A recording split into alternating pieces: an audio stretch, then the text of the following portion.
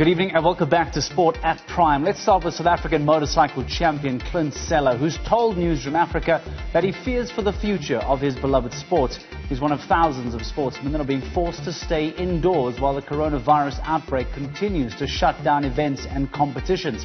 I caught up with him earlier on today to find out just how he's coping with the national lockdown. I imagine that, these are things that you probably haven't ever really prepared yourself for, and now you're living in a very unique situation, unprecedented times. Yeah, I mean, stresses are, are we going to go racing? Are we going to do as many races as we had planned at the beginning of the year? The schedule that was always planned for us. I also do some international racing. So, when are those races coming about?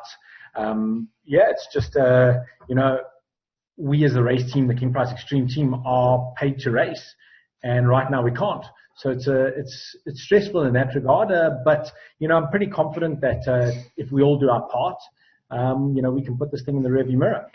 Now, as a Superbike champion, as a Superbike rider, how do you deal with this? Because I've spoken to a lot of rugby players, the cricketers as well, and they've told me about how they have exercises set up in their home where maybe the cricketers are playing in their backyard and the rugby guys are doing some drills in the garden. Your sport is not exactly one that you can practice at home. So, and in the lockdown, do you have an opportunity to somehow try and stay in what they would call match fitness at all? Yeah, unfortunately not. So basically what we've got, what I can do is I can, I've actually got my indoor trainer.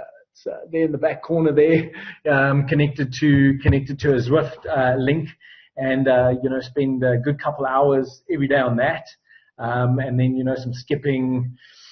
All indoor training stuff, which, that's just the basic fitness thing. But yeah, match fitness or, that sharpness that you have to put a Superbike on the edge. Unfortunately, there's just no way to do that. It's one of those things. I have a training little Honda bike that I use for training sitting in the garage. There's no way to get out and use that. So, it's one of those things, we just have to grin and bear it for now. And in fact, oddly enough, because of the international racing I do the World Endurance Championship.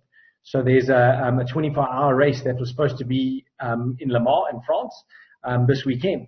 So what the organizers have done is actually on Zwift, the virtual bicycle world, they've arranged a race. So we each do an hour on our trainer, and there's 5 members in a team, and we each do an hour, and we do it for 24 hours.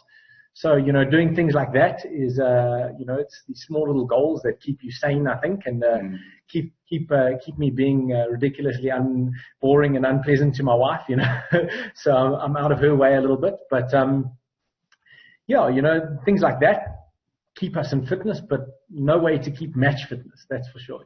Do you think the motorsport industry is in a bit of trouble? We've seen every industry across the world, whether it be, from a sporting front, from a business front, a lot of industries are obviously really suffering, and some might suggest that, the rugby fraternity, football fraternity, for example, there's a lot of money coming in and out of that they should hopefully be able to survive something like this, should it be slightly more longer term than we're expecting. Does the motorsport industry have the capacity, have the capital, have the fortitude to be able to survive something like this?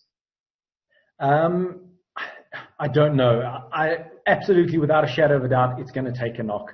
The majority of our grids and the riders and the competitors are made up by people using their personal income, or families using their personal income to develop young people into the sport. And, even sponsors, they need money to be able to run a race program and to use that program in the marketing that's available with that. But when it comes to, how we all end up after this, certainly I think people are going to be holding on to their money a lot more. And as a result of that, maybe a few less competitors on the grid, which is a scary thought. I'm just, I'm hoping that, certainly for my team, I've been in really good communication with like King Price and Liqui Moly, Dragon Energy, all the sponsors and guys that I rely on to go racing. And they've all just sort of said to me, as soon as we're back on track, we're with you and we're going forward.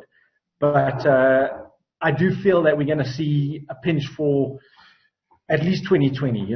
I'm hoping that, the governing bodies and the organizers are going to look at it and sort of say, hey guys, what can we do to make things easier for you? Look at where the competitors are based and make the races slightly more local. It's really expensive to travel with a big circus. I have a team of 15 members, and 15 people to travel, to house, to feed over a 4 or 5 day period is a massive cost.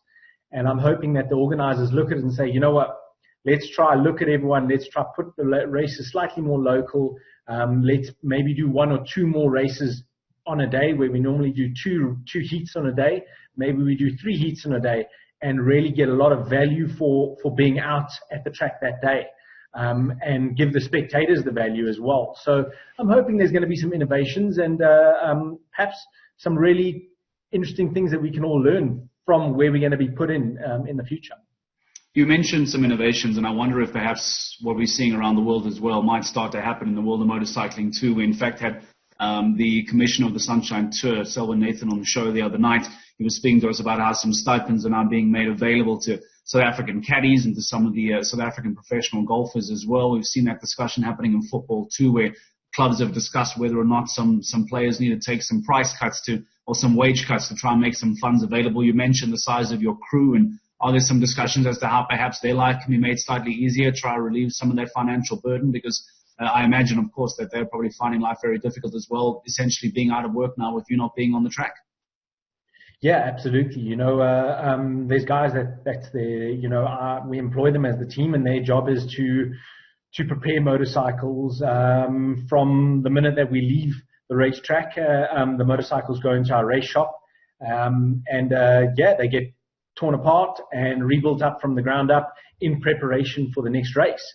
And the guys are paid a salary to do that. All of us have really looked at it, and from myself as a rider and the team owner, my other 2 riders, Dino Yotso and Sophie Sutemba, we've all looked at it and said, hey guys, we do understand that we can't be knocking on a sponsor's door when we can't provide them with the product which is us racing, and knocking on their door and asking for money. So we've all said, hey, in terms of the riders, obviously there's no we're not racing, so we don't get paid.